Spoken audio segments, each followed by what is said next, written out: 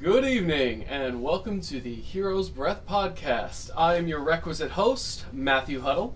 And joined by Matt, as always, is Tom. Just as The recording date is Tuesday, March 5th, 2019. This is episode 16. Today we are discussing Crossing the Return Threshold, Master of Two Worlds. For those of you listening in, definitely check out the blog. I think Matt did a great job. I really appreciate that, my friend. Thank you very much. This podcast is brought to you by the Phi Center. That's phicenter.nyc. They're an integrative holistic practice with acupuncture, herbology, occupational and physical therapy, and of course, neurofeedback, which is a proprietary system known as the Mind Program. I have sang its praise repeatedly. Tom is the ever competent technician there. The brains behind the brain fixing. I think that's your next shirt.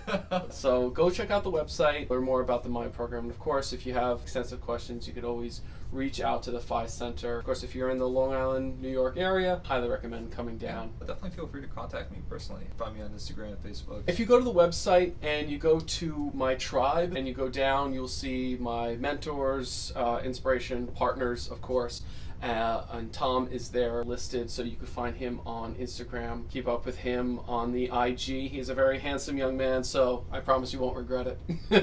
Our awesome editor-in-chief, he's done a fantastic job. Yeah. He made us go from sounding good to sounding excellent. Considering we didn't know what we were doing when we started, and we had just honestly shit audio, and he made it really... I mean, we've been ringing his praises because he's been willing to work with us, but now we're actually listening to the product, and it's fantastic. He doesn't just do audio, of course. He does video, drone piloting. Did you see a soccer video? No. Oh, I gotta show you that later. It was really cool. JAMESMORANO.com. Yes. Boom, got it right. If you want to help us out, we're not gonna go begging for money. We mention books and movies and everything in this podcast. So if you go to the website, you go to the blogs, go to YouTube, you go to the summary of the videos for each episode. Everything is linked there. You go to Amazon, doesn't cost you anything extra, but if you buy one of the books, DVDs, whatever, we get a little percentage of. It's just a little cut off the top for us. It'll help us keep the lights on, help us provide great content. You'll notice this is again another episode where there's two phases wrapped into one analysis. We did this before when we were talking about call to adventure, refusal of the call, because I found when I was writing the blog, there was no real way for me to talk about one without the other. They're definitely separate stages. You know, Campbell broke down his analysis separately. To be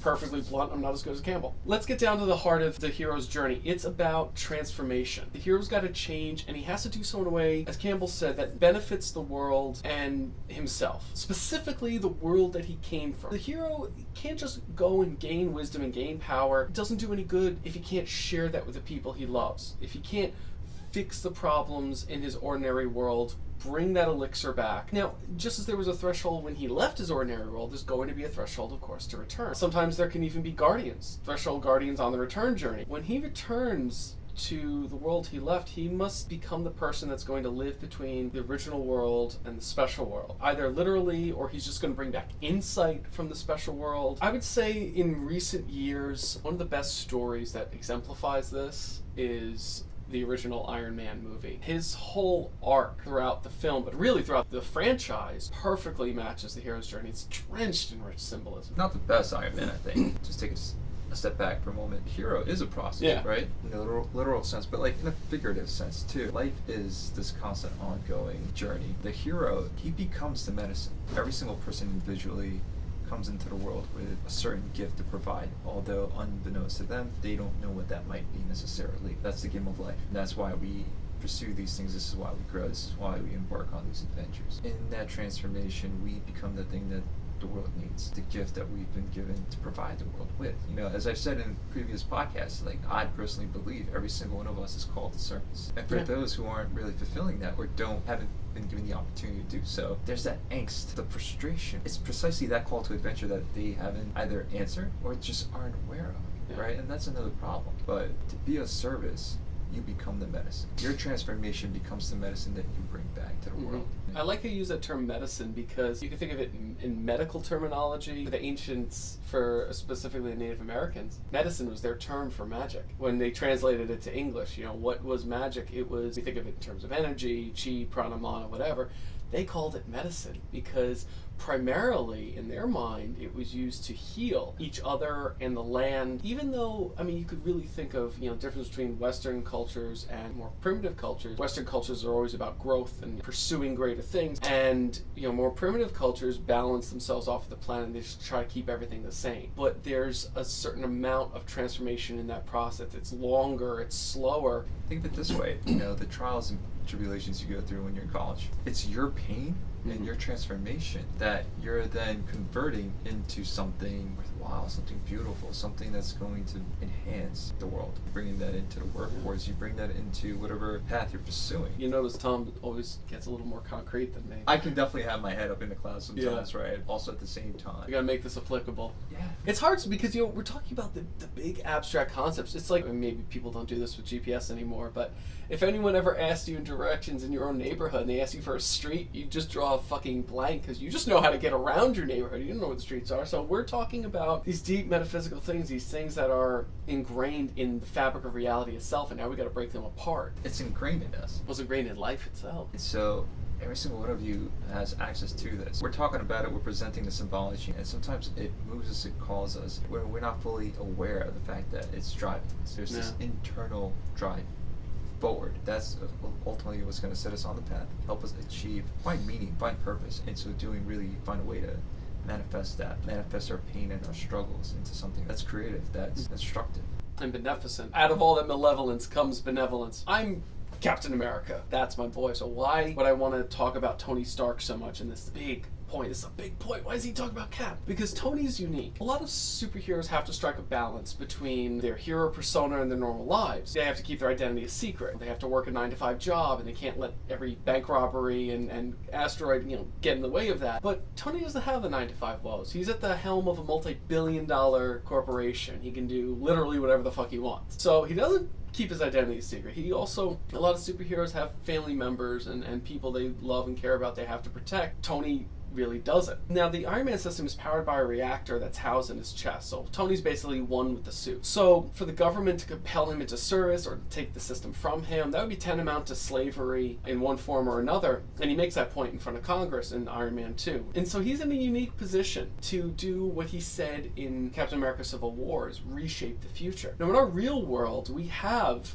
these audacious billionaires. We have our Elon Musks and Richard Bransons, and they've proven that that a billionaire can actually leverage his or her position to do a lot of really good things in the world. But as Iron Man, Tony Stark goes beyond, photo ops and charity checks. He has actually risked his life for others, even the entire planet, on more than one occasion. And it not just earns him more fame and notoriety, but it endears him to the public. When Tony, at the end of Iron Man, stood in front of the press conference, right before that point, he'd be given one last temptation, which sometimes does happen to the hero. There's another set of temptations right before the end, and the government gave him a chance to put up this bullshit cover story. So conspiracy nuts would have probably dug into it, but most people would have just accepted it for what it is because they just want to get on with their lives. But instead of taking that chance to just pretend like nothing happened, go back to his life of fame and glory and booty calls and everything else, he decides that he is going to be a real hero. He said in that press conference, I have a number of character flaws and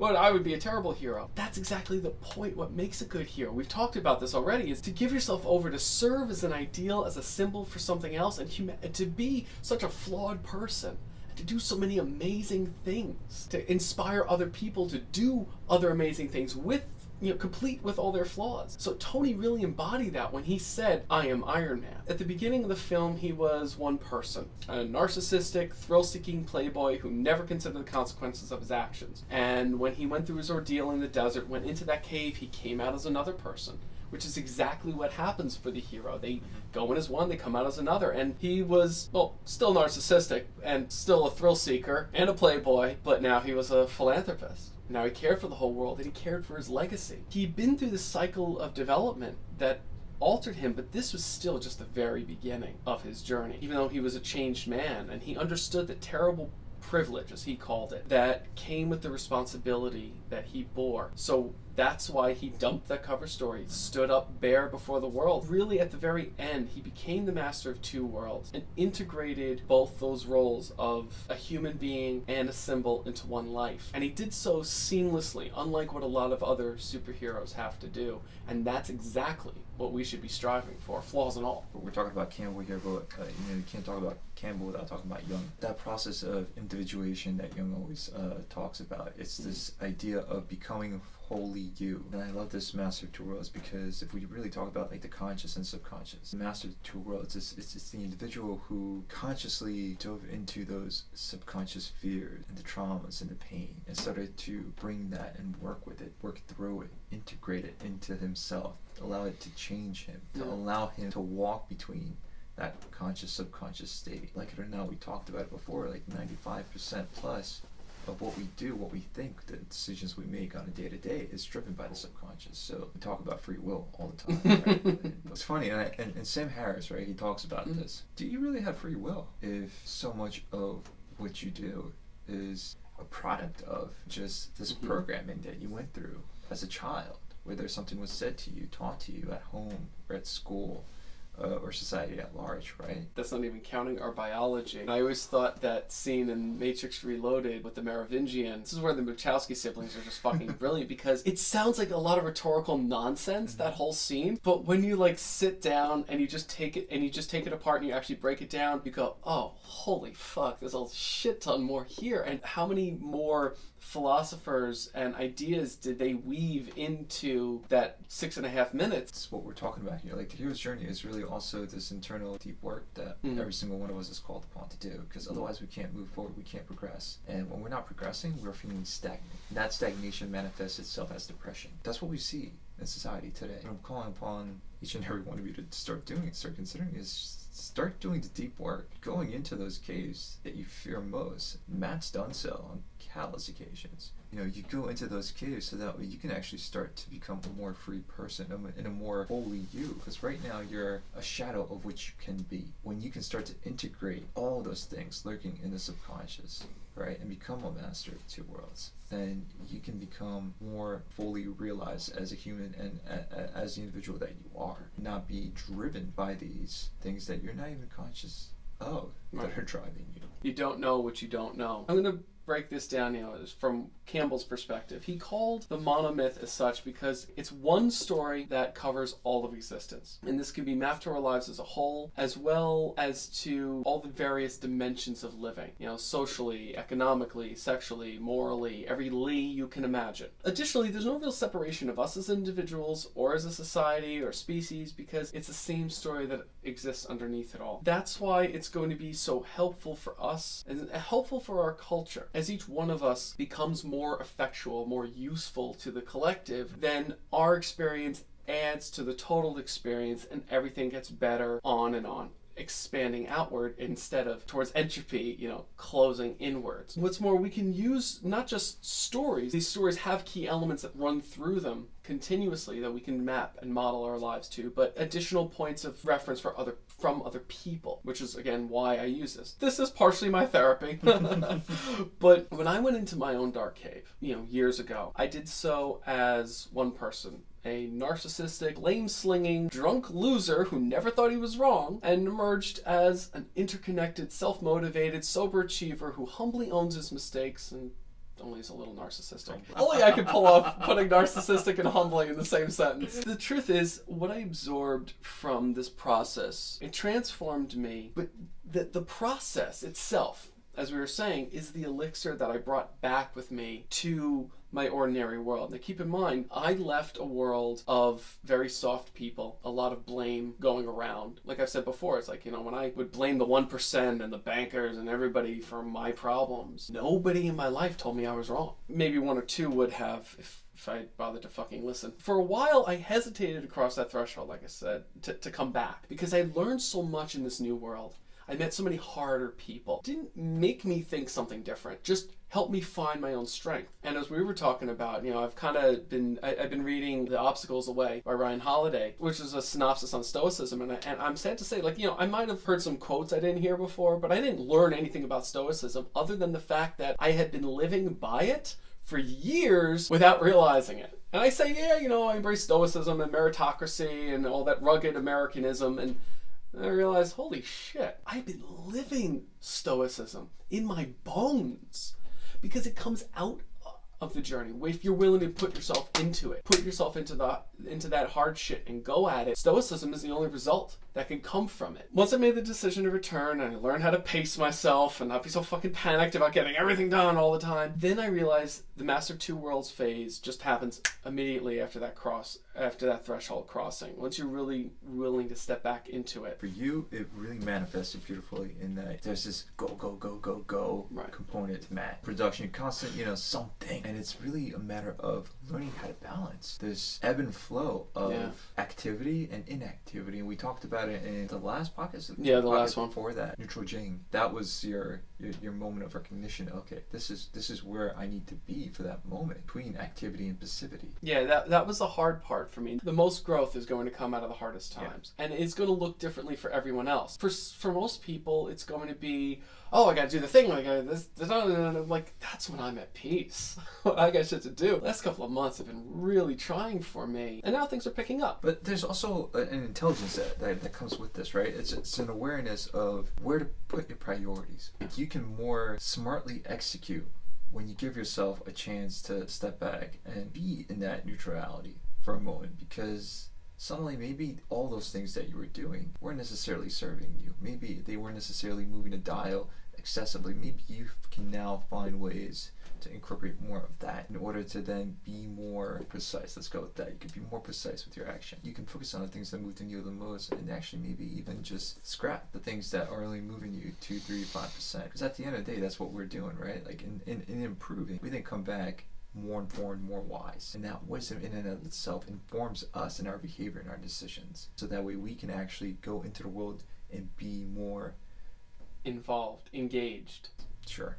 Let's go with engage. I like how you said integrative. Let me make this clear. This is not a phase of teaching. Teaching, the lessons are fucking done. This stage and the next, the final stage we'll talk about next week, this is it. You've got to really apply it. We talked about it before in the Ultimate Boon. This is when you take the apotheosis and you do it. This is when you take everything, the apotheosis, the return, all your lessons. You have to now be it. You have to be the Master of Two Worlds. Of course, you're going to learn lessons. You're going to grow throughout the journey. But when we're talking about this phase, this is your turn to really be that hero and make sure everyone understands what you're really bringing to bear by being in that presence. It's like the difference between embody it. Right. Thank you. That's the word I'm looking for. Fuck. This is what he gets paid for. It's the difference between the guy who learns all the pickup and gets nowhere versus the guy who takes one online course and goes, okay, I think I get it, and embodies what women are looking for when they go out to have a good time. Not the guy who knows all the lines and knows how to wear the clothes and say the thing, but the guy who goes out and has a good time and encourages that atmosphere around him. That's the guy who goes home with a woman every night. Again, I swear to the gods I don't do this shit. It comes up a lot in my feed, okay? I have to justify that. But now, if we go back to talking about Blog 14, the Magic Flight, as I said, it's been a hard couple of months, because just when everything seemed to be shrinking and the gods were testing me, instead of running into a bottle or acting out in anger, I learned to stay with those feelings. I learned to stay with that anxiety. And I've been through this exercise before, and as Tom likes to say, the hero's journey is a bunch of cycles within cycles, and that's 100% true. But now it's become clear that I'm going to be dealing with higher boss levels of stress, higher boss battles, in a sense. As you get stronger, your enemies have to get stronger. That's the way life keeps that balance. As I'm dealing with all this stuff, I realized that I couldn't deal with it the same way. So it was before, every time I was getting these waves of anxiety and fear, my coping mechanisms used to be the bottle, and then I eventually changed it to just distracting myself with tasks instead, or lashing out in anger because I just couldn't control my emotions, and fuck it, I have a lot on my mind, and I'll apologize to you later, or just sitting down and devising a solution and figuring things out and just keep myself busy with stuff. Now I didn't have a lot going on, so I had to really feel into this stuff. I had to really stop and feel the overwhelm. Getting back into meditating, back when things were a little quieter, was starting to pay off, because instead of just being still when everything's quiet, I knew eventually I was going to have to start to learn to be still when everything is loud and scaring me. And even though there wasn't a lot of activities coming at me scaring me, I was busy scaring me. So in the moments when I would feel the fear and overwhelm, I did what Joseph Campbell told us to do, what Jung told us to do. Go into the cave where the dragons dwell, stare into that void that Nietzsche warned us about, and pass the metaphors. Literally, I was learning to feel into that moment. I keep using that word because by allowing feelings to have their place in my mind. It sounds like a cliche from a half-baked yoga instructor, but it has validity. You know, I took all that feel good, just love into your feelings, love into your heart, feel your heart space, be in the moment. I took all that stuff from my ordinary world, and then I took the rugged stoicism, individualism, allowed it to cut into my internal dialogue. And I reminded myself that, you know, no matter what happens, I'm strong. I'm gonna deal with it. Humans have dealt with worse. You can get through this. You have a support structure. All that other realistic shit. So I took the hippy dippy feely shit, and I took the stoic real shit, and then after that the fear would subside, and then I get back to doing what I was doing. I took the collectivist crap, mixed it with the real crap, and you know what? I'm sorry. I'm the more I say it, it just doesn't come through sometimes, and I'm just like, fuck me, I did it. All this stuff, analyzing this journey. Guys, Gary Vaynerchuck says he wishes he had recorded everything about himself when he was like, you know, from his 20s on. Like D-Rock was always there because you would have seen his growth and development. We didn't really see Gary's story until he was in his 40s. Now he has everything recorded because there's so much going on. But the value of what he said he had in his 20s, what he learned going forward, it's invaluable. He can only tell the stories. He says now we're in an age where you can do podcasts, you could do vlogs, you could tell these stories in real time.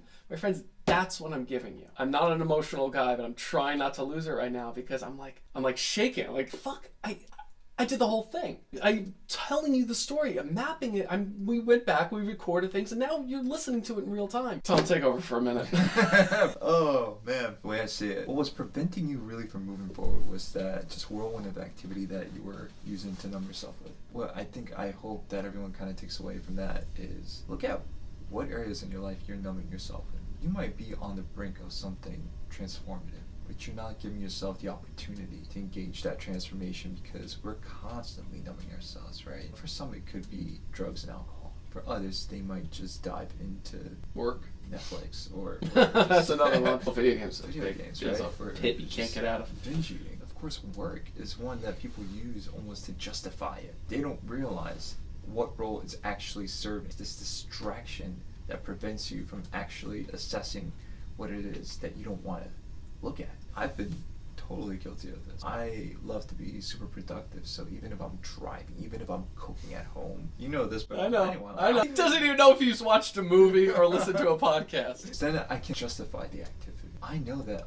on the weekends, it's hard sometimes when things slow down, when I'm not at work and there's nothing to do necessarily, or there's no, let's say, quote-unquote goal in sight. It's so easy to go to the gym and spend an extra hour in there because you don't like the stillness, but it's actually really in the stillness that we embrace that change that we need to face.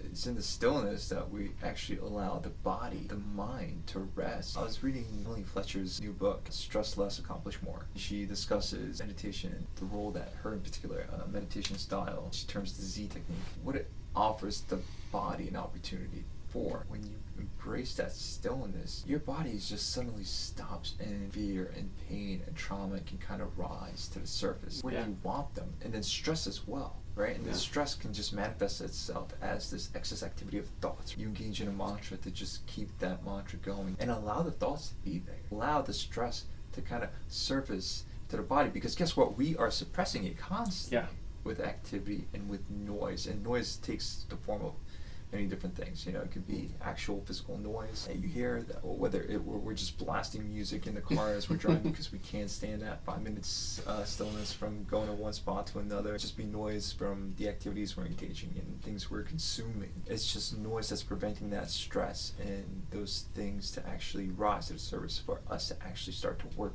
with. Even give the body, because the body is smart. You know, the mind is smart, right?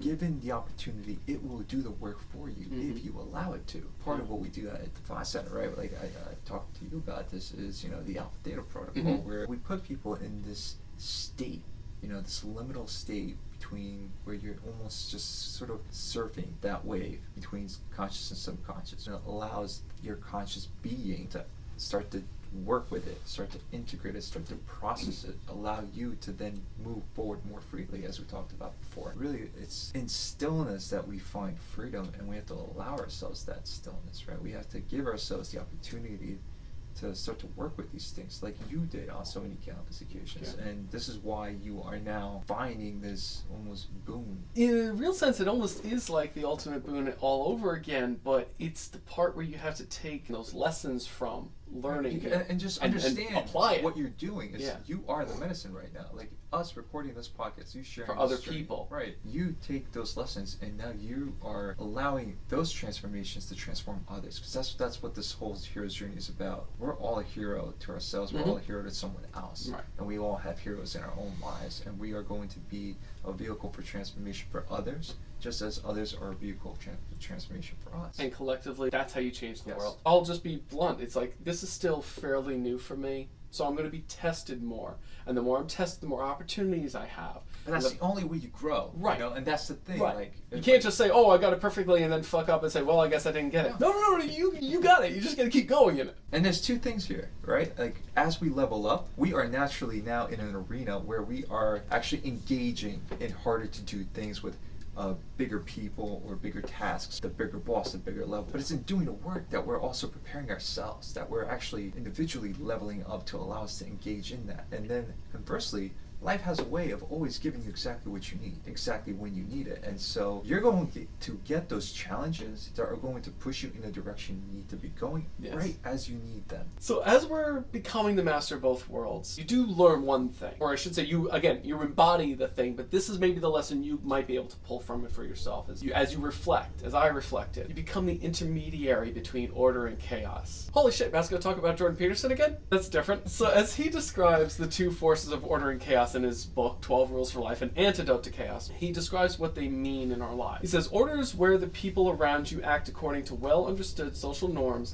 and remain predictable and cooperative. It's the world of social structure. Explore territory and familiarity. State of order is typically portrayed symbolically, imaginatively as masculine. It's the wise king and the tyrant, forever bound together as society is simultaneously structure and oppression. Chaos, by contrast, is where or when something unexpected happens. Chaos emerges in trivial form when you tell a joke at a party with people you think you know, and a silent and embarrassing chill falls over the gathering. Chaos is what emerges more catastrophically when you suddenly find yourself without employment or are betrayed by a lover. If you look at mythology, the chaos monsters, The dragon of chaos, Tiamat. and that's embodied in the feminine, and this is right that interplay, or Kali, you know, The phoenix and the dragon. If we're going to look at the Abrahamic tradition, right, it's God, but he's not alone. He's over the chaos waters. He's gliding.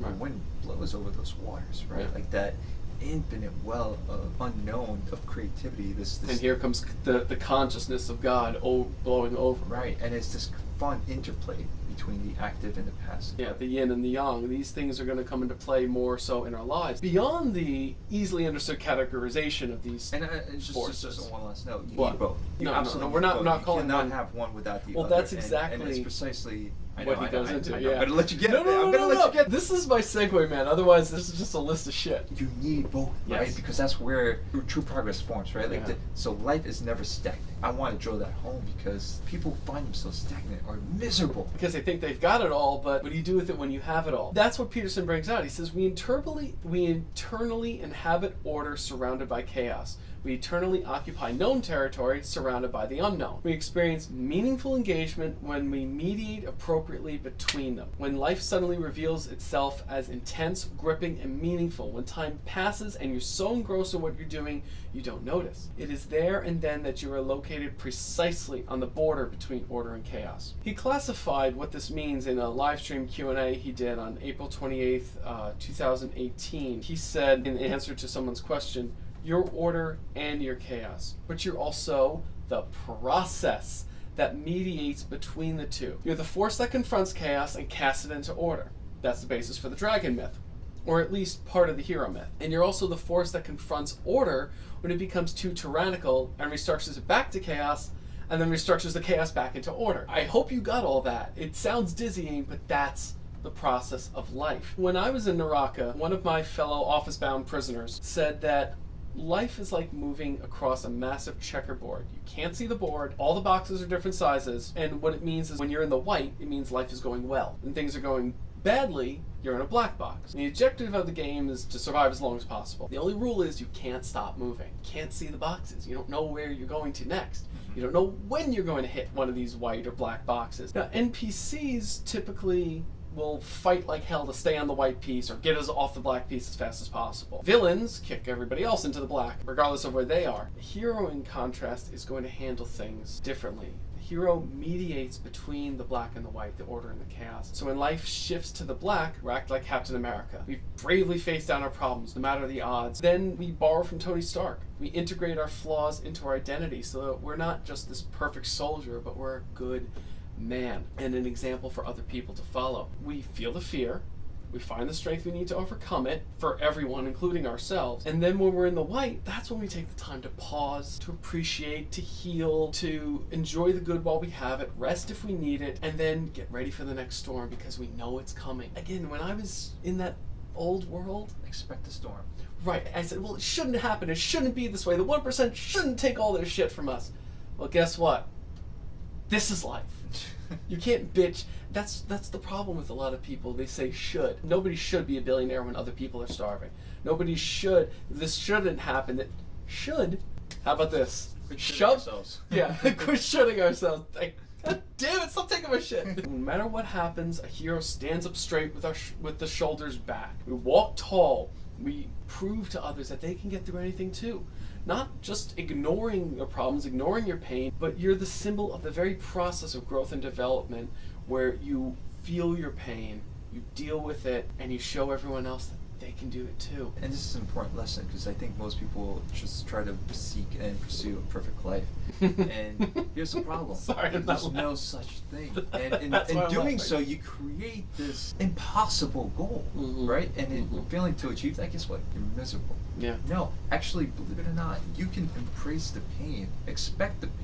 Know that it's coming because that's what life presents you. Suffering is a choice. You suffer only insofar as you want to resist that inevitable pain. But that pain is what's precisely going to allow for that transformation and for that growth. And then when it comes, face it head on. And then keep moving forward. Because then you'll be prepared to deal with the next challenge, deal with the next step.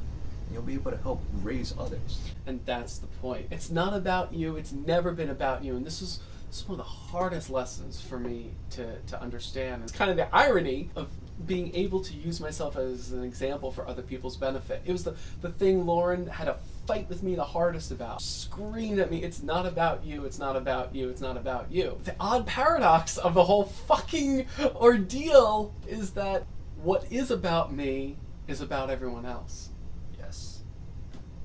And that is like the hardest thing. If you try to understand it now and you're not even close to the stage in your life, just do yourself a favor, just fucking wait. What I just said is not going to make sense until you're here.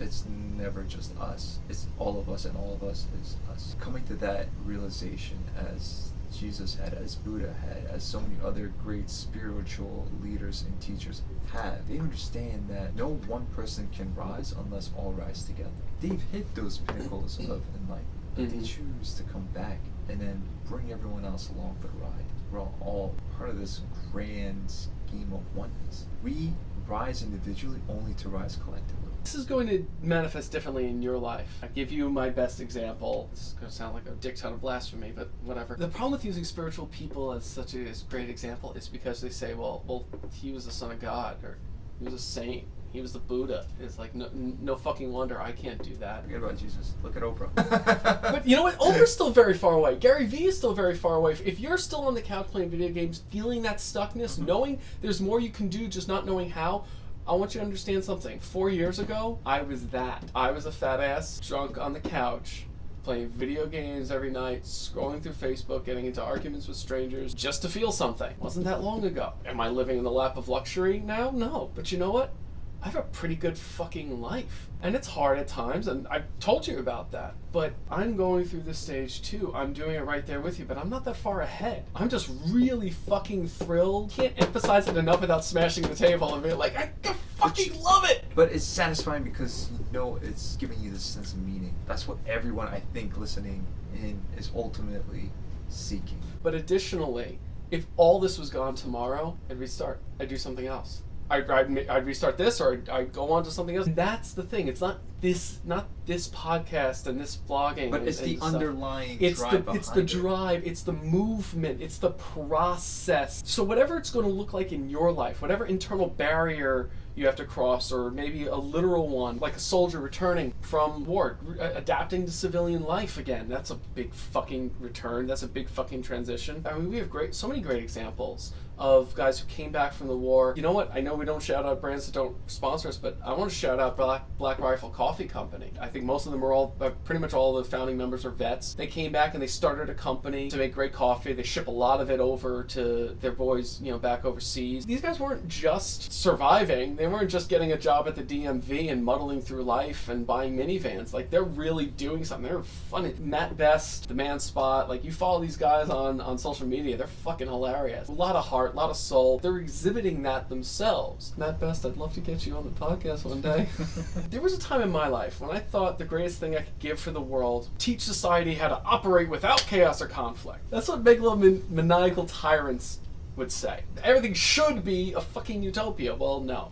We can't avoid conflict in the natural world. We can't avoid conflict in the human world, which is still part of the natural world no matter how much we try to break away from it. So the aim in life, the greatest aim, is not to end conflict or the chaos that's associated with it. It's to learn to manage it. And by management, I don't mean to keep it on the fringes of our existence and pretend it isn't there, but to manage, as you were alluding to before, is to manage our reaction to it, how we handle it. So saving damsels, defeating dragons, that's great. That gives the hero something to do with his muscles. Punching Nazis, that's fucking fantastic. That's the easy thing to do. Right. But the real test is in those moments when you face true fear. Existential or internal. The fear of what a hero doesn't know, what he can't control. And when you accept that ignorance or that impotence, and you combine it with the understanding that life is always going to go on, whether you're there or not, whether you're really integrated with it or not, those existential threats come and go. Heroes rise and fall. Empires rise and vanish. But the process of becoming the hero will always remain. And the potential to be the hero lies in all of us. Not one man or a group of men, but in all men. In all humanity. Being as the mediator between order and chaos, imparting that knowledge to others, that is the hero's true purpose. The hero's journey is ultimately a journey to becoming fully human. Alright, we got a new hashtag. Fully human. No, fuck you. You do this shit. I just found a new slogan. If we have to change it to this, I don't know what the fuck I'm gonna do to you. Good job, Tom. You're ruining my life. You're welcome. This is the creative dynamic we have going on here. Speaking of creative dynamic, if you just have no idea where to start, just get moving. Mark Manson recently had a really awesome article. Of all people, he referenced the Joker. In one scene, he's talking. I don't think things through. I just do. And cops have a plan. Batman has a plan. You know what I am? I'm a dog chasing cars. I wouldn't know what to do if I actually got one. All this scheming, all this planning, right? Like, that's the activity. Sometimes you just need to do things. You just need to get the ball rolling. And he gave a few awesome examples. Like, you fucking go on meetup.com. You just pick something just because it looks interesting. Or go pick up class. Go do this or do that. Watch that video because you find that that's interesting. Because sometimes all we need to do is we gotta create momentum and move slowly towards those things, towards that edge of fear, towards those things that make you uncomfortable, could make you uncomfortable. Because here's the thing, like with Tony Stark, right? He's got all these flaws.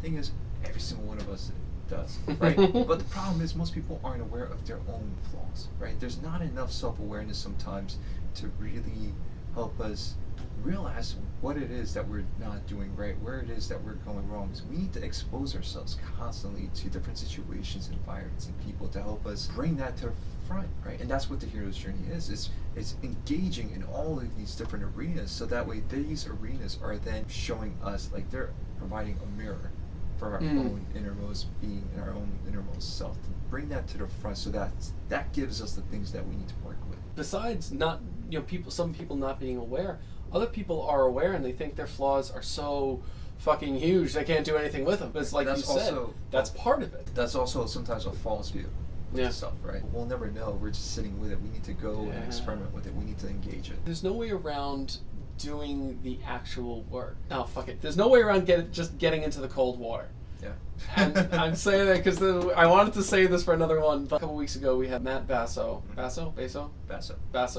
Matt Basso, Iron Lotus PT. He is a Wim Hof instructor. Wim Hof, the Iceman. Of course, we talked about this a while back when Tom first did it. So Matt Basso came back and we learned the breathing. We got ourselves into the cold, icy water, as a class. And I've been working with it. And the big thing, and the thing he brought out is, was it the tragus nerve? vagus? The vagus. Vagus nerve. The vagus nerve that runs down the front of our body goes through that hole where our diaphragm connects. Pretty much connects the gut with the brain. Right, and it runs through this hole in the diaphragm. You know, when you expand fully, I mean, you take real full breaths and you open up the diaphragm, you take pressure off that vagus nerve. And I remember learning about this in massage school. I'm just obviously really bad with my anatomy physiology names. I remember them saying that, like, when you stress eat, when you fill up your stomach, you take pressure off that nerve, so you feel good for a while, and then it comes back. And I've been feeling anxiety, obviously, and doing the, not just the cold exposure, but doing the breathing every morning, just about, has reduced my anxiety to minimal levels, because I'm like, holy shit, like really expanding. So of course I did cold therapy. You saw my Instagram. I got almost 112,000 views on TikTok for that video of me going into the ice bath, standing out there in Robert Moses as the snowstorm's approaching. And it proves to you, it's like everything that we were talking about, being able to prove to yourself that you can do these things, that you can endure the pain, endure the challenge, be in it, feel in it, live in it. And after a couple of minutes, it might as well be half an hour. Because you stop really feeling that pain and intensity. But in the time, like once I got into the water, I was feeling it. I was having trouble breathing, and Matt is like, well, you seem to be doing perfectly fine to me. I'm like, you have no idea how loud my brain was screaming, get the fuck out! Pussy out now! No one's gonna judge you, and who cares if they do? Like, I heard my brain yelling this to me in those words. I'm just like, no, I'm gonna stay in it. I stayed in the water for 2 minutes. I got out. Air dried in February. I really fucking felt it. I mean, I felt great. I feel great every time I do it. I did it again this morning for a few minutes, barefoot, out in the, that's when I discovered, hey, I'm not falling through the snow because it's all frozen over. That's how I discovered it, with my bare feet. Like, you really get into this, you really get used to it. And again, it's not just to be all macho and shit, it's to prove to yourself that you can live in the moment, in with this pain. Part of it is surrendering to it. It's one of the biggest lessons, and I've noticed this every time now I take a shower. First, like, you notice the body kind of tenses up. It's almost in preparation for the cold that you know it's about to. You're gonna do this to yourself. The moment you loosen up, the moment you just surrender, and I notice this, like, I'll put on my shorts and a short sleeve, and it's 28 degrees out, and I'll just go for a stroll, nice long stroll. You notice the cold kind of start to hit you, right? But then you just loosen the body, surrender to it, accept it. You waste so much time resisting things, right? So much energy goes into resistance, surrender to the experience. And then suddenly you're able to more efficiently come through it. Surrender to what you can't control. You'll find the solutions in that peace, in that acceptance. You can't control in those situations, your breath. This is what Wim Hof does. Just breathe. Breathe through it. Follow the breath. Slow it down. Control the breath. Right. And then you'll have the hero's breath. Oh shit! And on that dad joke, we're going to end this podcast. It's like this big important episode, and it's just like, oh, is Matt going to say something amazing or profound? No, he's going to end with the fucking dad joke. This is Matt. And Tom. Signing off. Have a good night, guys. Good night, everybody.